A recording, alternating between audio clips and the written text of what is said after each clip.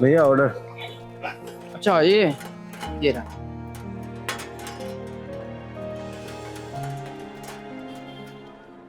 अरे आदित्य, कहाँ इतनी जल्दी में हो?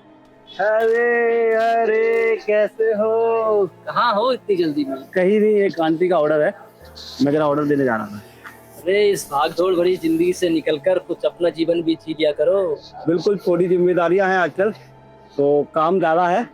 डेफिनेटली आपके साथ लग के हम क्या डिलीवरी दे ऑर्डर पे दे ऑर्डर चल रहे हैं तुम्हारे। अरे नहीं, ऐसा नहीं है। चलो ठीक है, एक आंटी का ऑर्डर लेके आता हूँ।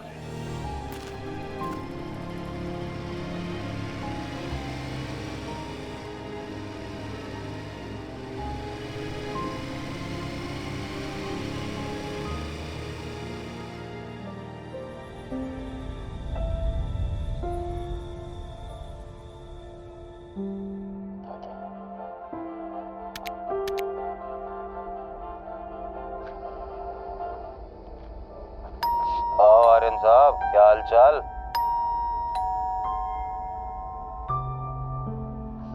अच्छा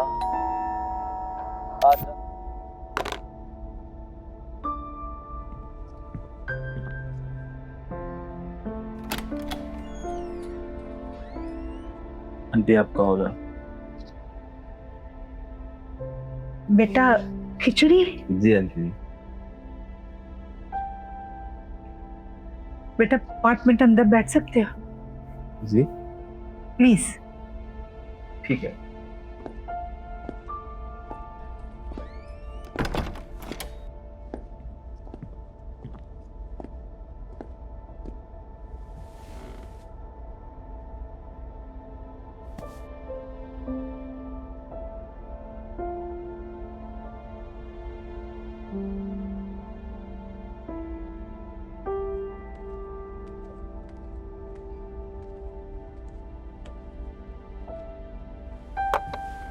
लो बेटा पानी पियो।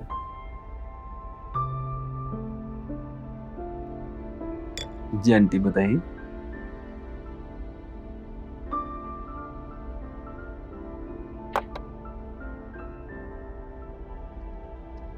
आपको पता है मैंने आपको अंदर क्यों बुलाया? क्यों आंटी जी? ताकि मैं खाना खाते समय अकेलापन महसूस ना करूं। आप अकेले रहते हैं? हाँ, मेरा एक बेटा है, वो शादी के बाद बाहर सेटल हो गया और उसके कुछ दिन के बाद ही अचानक मेरे हस्बैंड की डेथ हो गई। मैं पिछले 20 साल से अकेली रह रही हूँ। महीने 2 महीने में बेटे का फोन आ जाता है। पड़ोस में भी सब बिजी हैं, ज्यादा बात नहीं हो पाती और टीवी भी कोई कब तक देखेगा।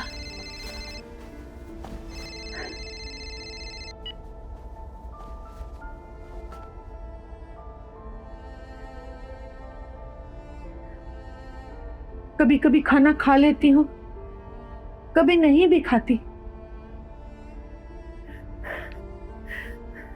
अक्सर रात को अकेलापन सोने नहीं देता और घड़ी देखती हो कि मेरा समय कब पूरा होगा।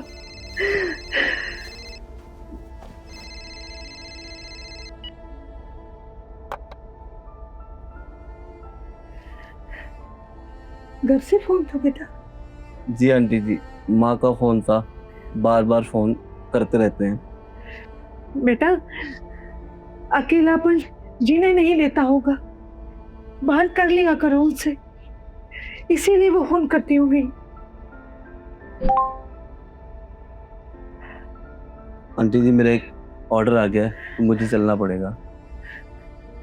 जरा 2 मिनट रुको।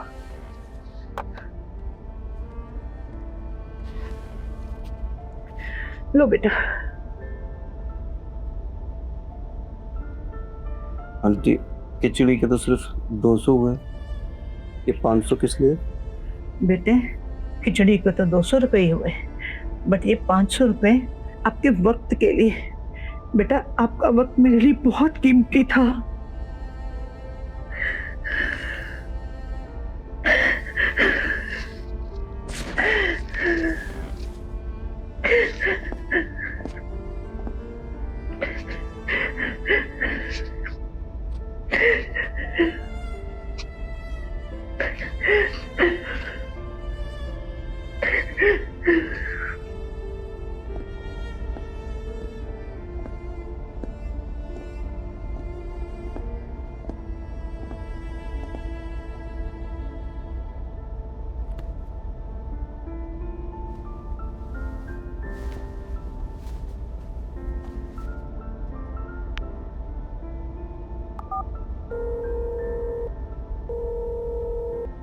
हेलो माँ।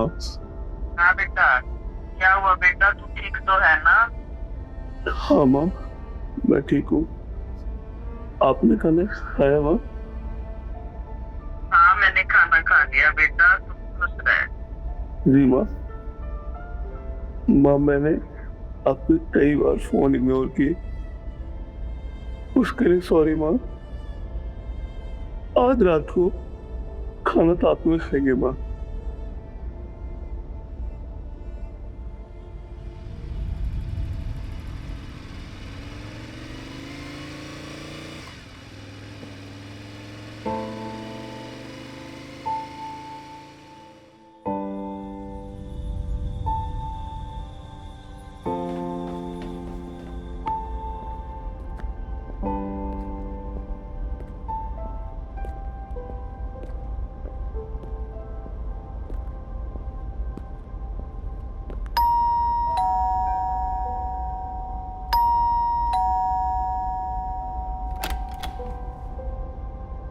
भाई किसी को ढूंढ रहे हो क्या? जी 104 वाली आंटी को। मैं पास में ही ऑर्डर देने आया था, तो मैंने सोचा कि मैं उनसे मिलता चलूं। तुम आदित्य हो ना? आपको मेरा नाम कैसे पता? और आंटी कहाँ है? आंटी तो कुछ दिन पहले ही चली गई। कहाँ चली गई? गुजर गई। गुजर गई? अभी कुछ 2 महीने पहले ही तो मैं उनसे मिलके गया था। अब बताते हैं।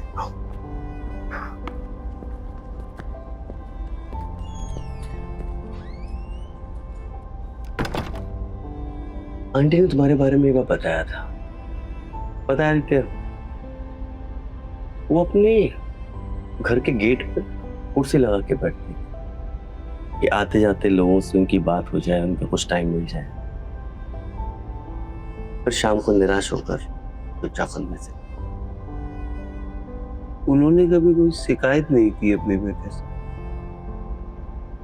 यार बूढ़े माँ बाप को ना अक्सर शिकायतें नहीं होती। वो नहीं चाहते कि उनके बच्चे किसी गिल्ट में जिए, इसीलिए वो दर्द को चुपचाप सहते हैं। क्या उनका बेटा आया था उनकी डेथ पे? आया था ना, 2 दिन के लिए आया, उसके बाद अपनी जिंदगी में लौट गया। काश मैं दोबारा मिल पाता उनसे। दोस्त, कभी कभी लोग जिंदगी में ना एक पल के लिए आते हैं,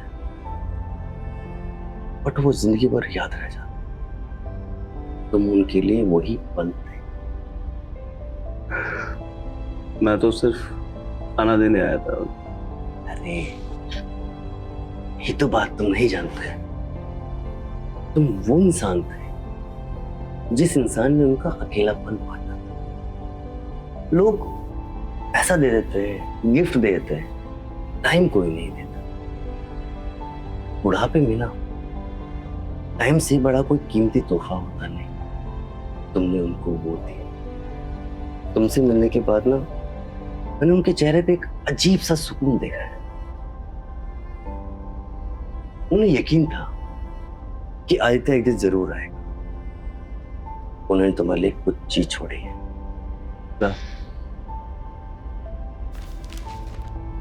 ये उनकी चिट्ठी है जो उन्होंने आपके लिए छोड़ी है। और उन्होंने एक बात और बोली। उन्होंने बोला, हम बूढ़े लोग मौत से नहीं डरते, हम डरते हैं भूल जाने से।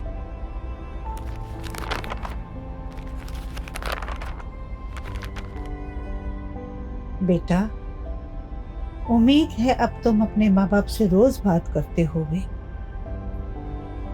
उन्हें कभी अकेला मत फील होने देना। इस उम्र में अकेलापन इंसान को जीने नहीं देता।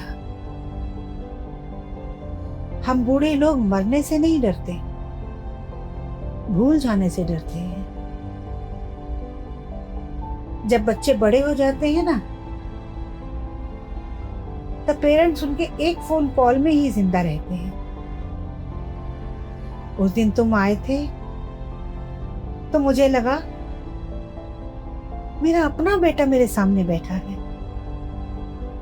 थैंक यू मेरे साथ वो एक प्लेट खिचड़ी खाने के लिए। और हाँ, कभी देर मत करना। कुछ लोग इंतजार करते करते चले जाते हैं।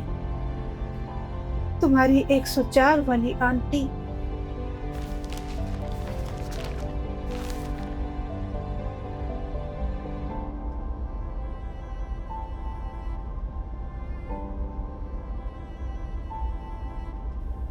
कभी कभी सिर्फ 5 मिनट की बात किसी की जिंदगी भर की तन्हाई मिटा सकती है।